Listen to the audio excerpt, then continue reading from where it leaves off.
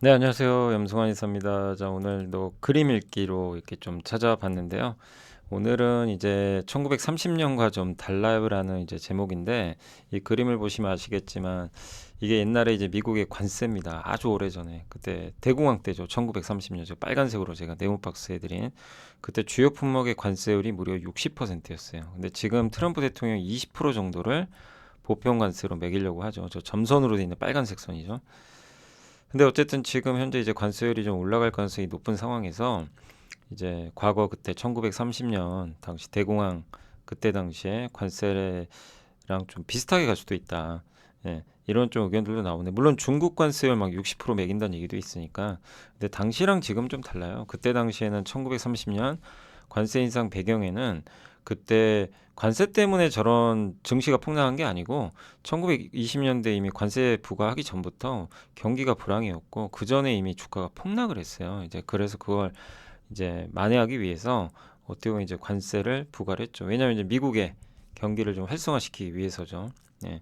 수출도 좀 증가시키고 뭐 이런 어쨌든 정책이었죠. 미국을 좀 살리기 위해서 미국 우선주의. 어떻게 보면 지금 트럼프 정책과 비슷하죠.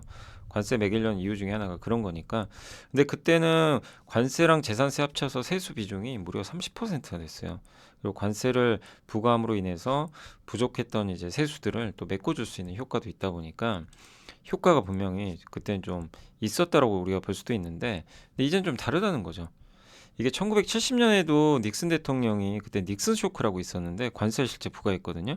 근데 당시에 수입품의 보편관세 10%예요. 뭐 어떻게 보면 지금과 좀 비슷할 수 있겠죠. 근데 달러 가치가 마이너스 18%나 고로 이게 이제 아래쪽에 있는 게 달러 가치입니다. 저게 이제 닉슨 쇼크 이후로 달러가 팍팍 빠졌던 시점인데 지금 트럼프가 원하는 게 이런 거죠. 달러를 떨어뜨리고 싶은 거예요. 그래서 달러 가치가 당시에 18% 급락을 했던 그런 상황인데 그래서 오히려 이때랑 좀 비슷하지 않나 하는 좀 생각이 들고요. 그래서 지금은 1930년이 아니라 70년과 좀 유사하고 지금 현재 관세 플러스 재산세 세수 비중이 2.4%밖에 안 돼요.